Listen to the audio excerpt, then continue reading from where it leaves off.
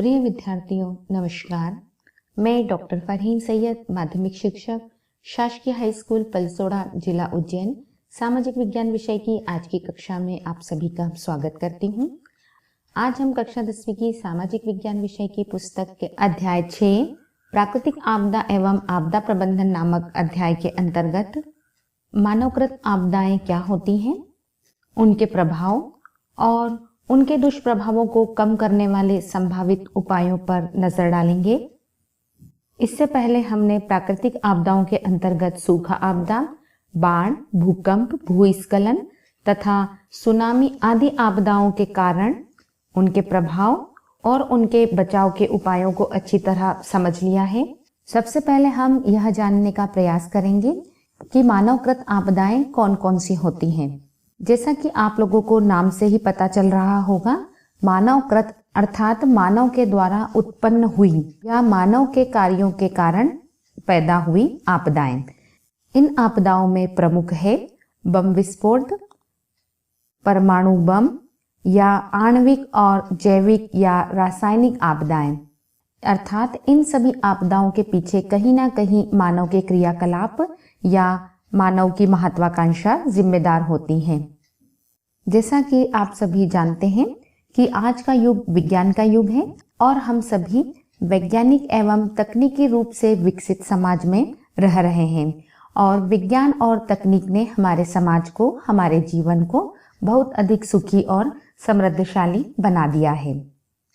लेकिन वैज्ञानिक एवं तकनीकी विकास का एक दूसरा पहलू यह भी है कि हमने इन विकास कार्यों के साथ साथ कुछ ऐसे कार्य भी किए हैं जिन्होंने मानव जीवन और प्रकृति को विनाश की कगार पर लाकर खड़ा कर दिया है।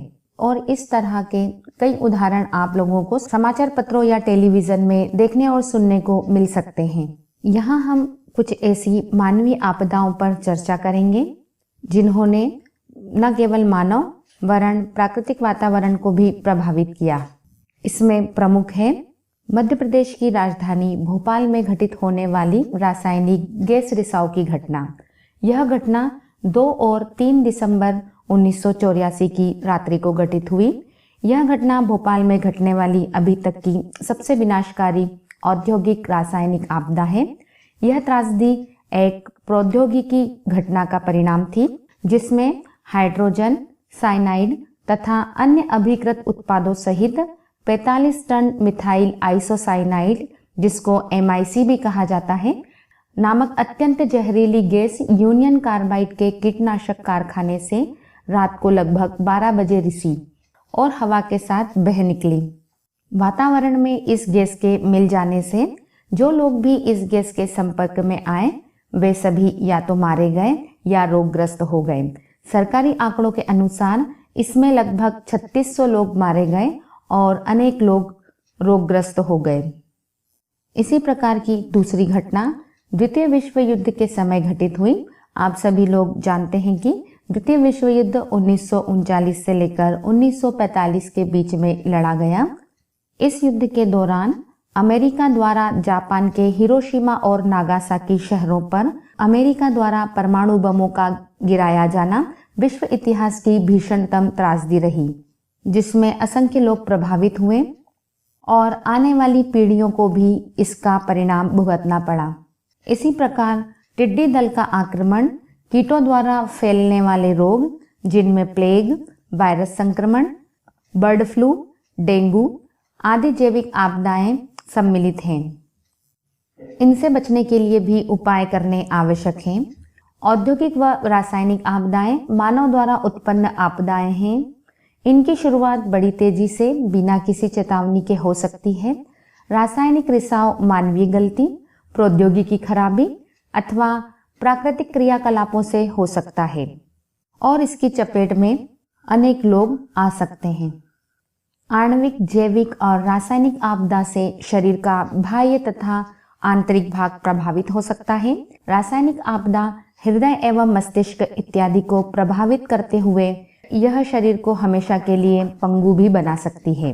रसायनों के जल, वायु तथा भूमि के साथ मिलने पर पर्यावरण प्रदूषित हो जाता है तथा इसके प्रभाव में फसल, पशु, मछलियाँ तथा अन्य जीव मरने लगते हैं या उनका विकास अवरुद्ध हो जाता है।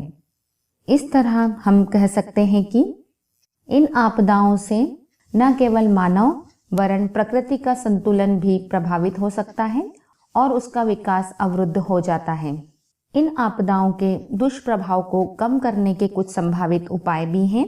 आइए हम उन उपायों पर चर्चा करते हैं। इनमें पहला उपाय है खतरनाक रसायनों के उपयोग, भंडारण तथा बचाव के तरीके से संबंधित जानकारी सरल भाषा में आम नागरिक तक पहुंचाना चाहिए। दूसरा, रिहायशी क्षेत्रों को औद्योगिक क्षेत्रों से अलग एवं दूर रखा जाना चाहिए। औद्योगिक तथा आवासीय क्षेत्रों के मध्य हरित पट्टी होना चाहिए। हरित पट्टी का अर्थ है कि वहां पर सघन वृक्षारोपण किया जाना चाहिए। दुर्घटना की स्थिति का मुकाबला करने की समझ विकसित करने हेतु समय समय पर नकली अभ्यास अर्थात मॉक ड्रिल कराना चाहिए। अगला, अग्निरोधी चेतावनी प्रणाली में सुधार करना चाहिए।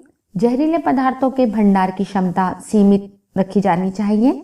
उद्योगों के लिए बीमा एवं सुरक्षा संबंधी कानून सख्ती से लागू होना चाहिए।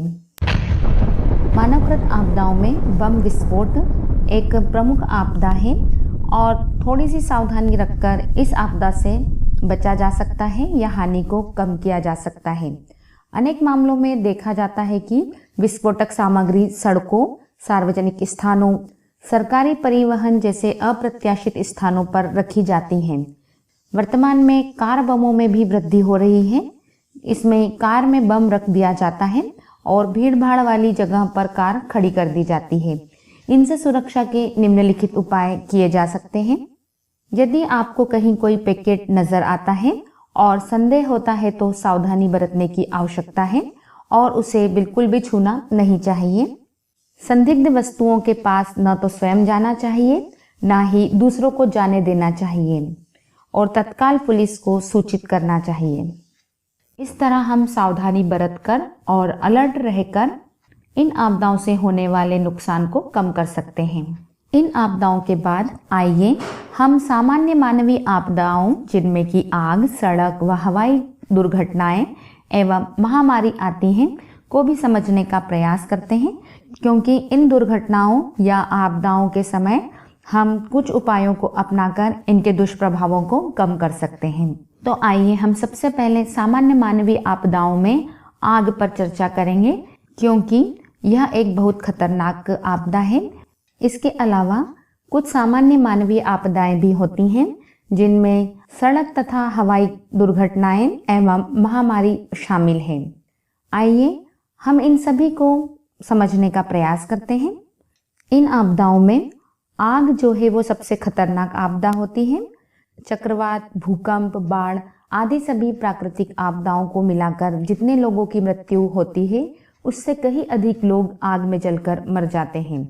आग लगने के कई कारण होते हैं, जैसे बिजली के हीटर, खाना पकाते समय होने वाली दुर्घटनाएं, बिजली की वायरिंग क्षमता से अधिक होना, कमजोर वायरिंग होना, कूड़ा करकट में लगी आग और आगजनी, बारूदी पदार्थ आदि में लगने वाली आग आदि। यहाँ पर हम घरों में लगने वाली आग की रोकथाम के उपायों पर नजर डालेंगे।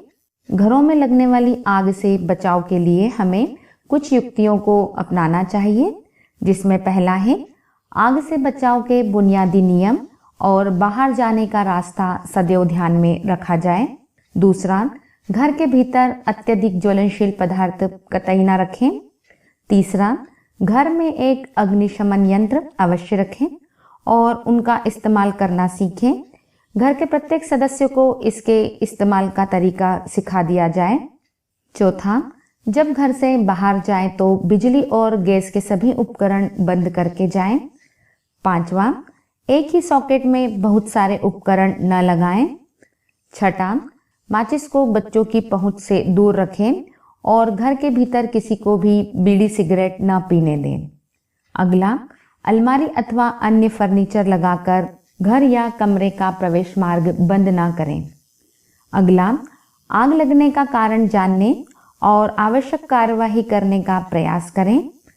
आग लगने पर दमकल विभाग को बुलाएं और उन्हें अपना पता तथा आग की प्रकृति और स्थान की सूचना देवें। अगला, जिस गलियारे में धुआं हो वहां हाथों, पैरों या पेट के बल रेंगने का प्रयास करें, क्योंकि फर्श पर धुआं कम होता है, धुआं ऊपर की ओर उड़ता है, इसलिए लेटकर या रेंग कर चलने का प्रयास करें। अगला, अपने घर से बाहर निकलने के कम से कम 2 रास्ते तय करें। वर्ष में कम से कम 2 बार घर से बाहर निकलने की अपनी योजना का अभ्यास भी करें। अगला, घर में तरल पदार्थों, रसायनों, गैस सिलेंडरों जैसी जोखिमपूर्ण सामग्री का भंडारण न करें। आइए इसी तारतम्य में अब हम सड़क दुर्घटना के कारण और उसकी सुरक्षा के उपायों पर नजर डालते हैं। जैसा कि आप सभी जानते हैं कि सड़क व्यवस्था बेहतर संपर्क और सेवा के लिए बनाई गई है, लेकिन वाहन चालकों की जल्दबाजी तथा लापरवाही के कारण सड़क दुर्घटनाओं की संख्या बढ़ती जा रही है। हमें नित्य प्रतिदिन समाचार पत्रों में इन दुर्घटनाओं के बारे में जानकारी मिलती रहती है। इन दुर्घटनाओं के कई कारण हैं, जिनमें प्रमुख है यातायात नियमों का उल्लंघन करना, दूसरा तेज गति से गाड़ी चलाना, तीसरा शराब पीकर गाड़ी चलाना और चौथा वाहनों तथा सड़कों के रखरखाव में कमी होना। ये सभी कारण सड़क दुर्घटनाओं को जन्म देते हैं। इस दुर्घटना से सुरक्षा के कुछ उपायों को अपनाया जा सकता है और इन दुर्घटनाओं को टाला जा सकता है या कम किया जा सकता है। इनमें प्रमुख है, पहला, वाहन तभी चलाएं जब आप उसके लिए पर्याप्त सक्षम हों। दूसरा, सड़क पर सुरक्षित रहने का सबसे बढ़िया तरीका है अपनी लेन में चलने के नियम का पालन करें। तीसरा, सड़क संकेतों की जानकारी रखें और उनका पालन करें। चौथा, बारिश के मौसम में वाहन चलाने में सावधानी रखें। पांचवा, वाहन चलाते समय गति को अचानक तेज या कम न करें। अगला, अपने वाहन निर्माता द्वारा बताई गई गति पर ही वाहन चलाएं। अगला, सड़क पार करते समय सड़क के दोनों तरफ देखें। अगला, अपने से अगली गाड़ी से आगे निकलने का अनावश्यक प्रयास न करें। अगला, यदि वाहन पानी में डूब जाता है तो खुली खिड़की से निकलकर बाहर आ जाएं। नेक्स्ट, आग लगने की स्थिति में जितना जल्दी संभव हो सके वाहन से बाहर निकल आएं तथा सामान की चिंता बिल्कुल ना करें। अगला, वाहन चलाते समय मोबाइल पर बात ना करें और हेलमेट लगाकर 2 पहिया वाहन चलाएं। इन उपायों को अपनाकर निश्चित रूप से हम सड़क दुर्घटना से बच सकते हैं।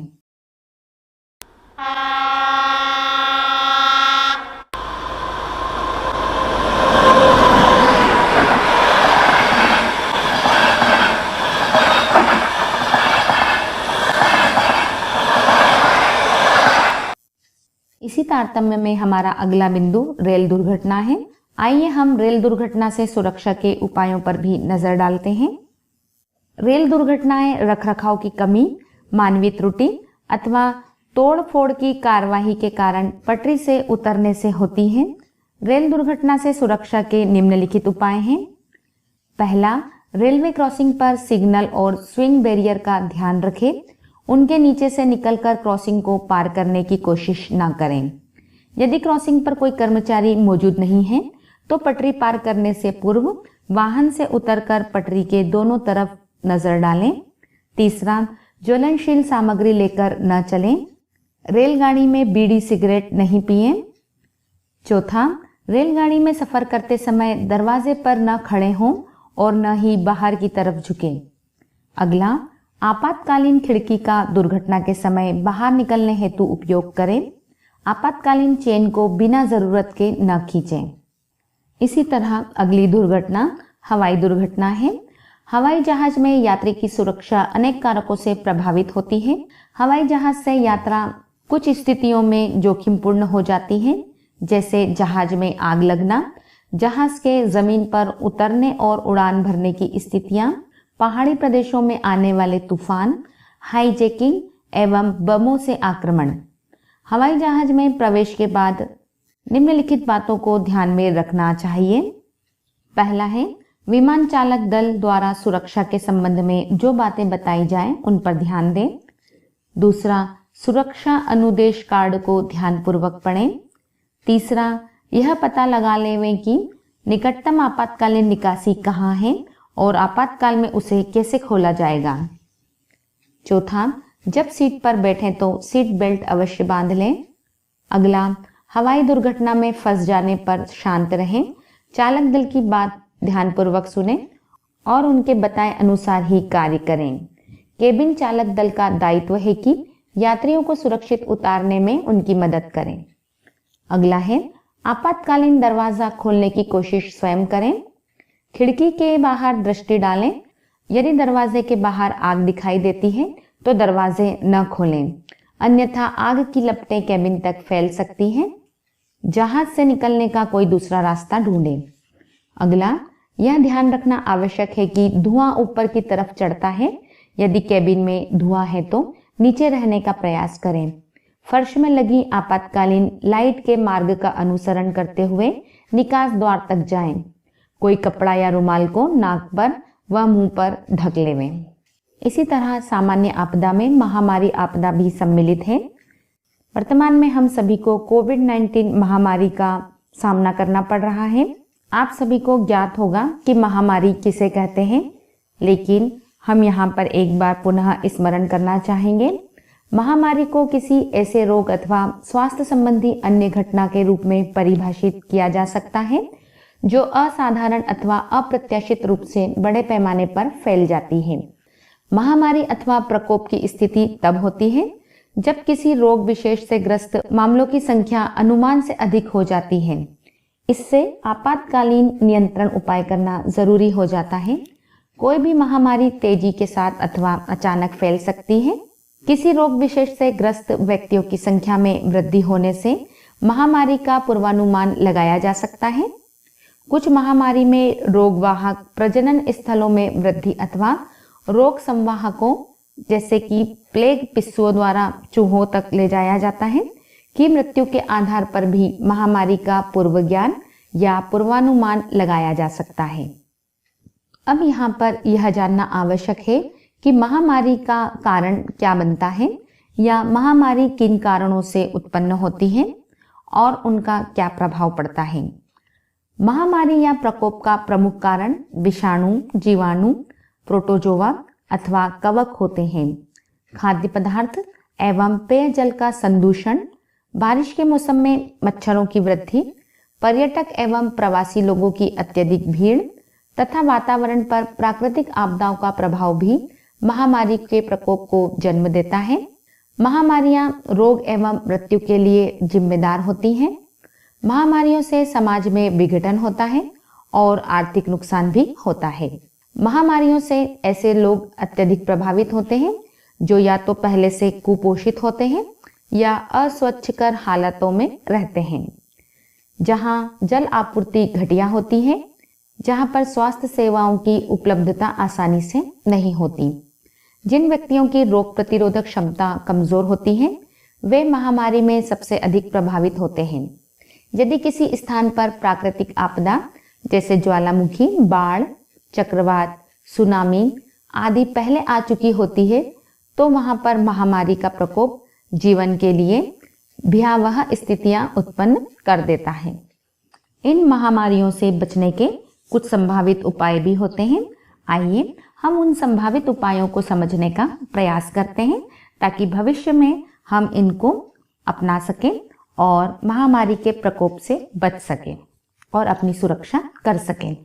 इनमें पहला उपाय है महामारी के विन्यास को रोकने हेतु स्वास्थ्य सेवाओं का राज्य स्तर से लेकर ग्राम स्तर तक विस्तारित किया जाना आवश्यक है।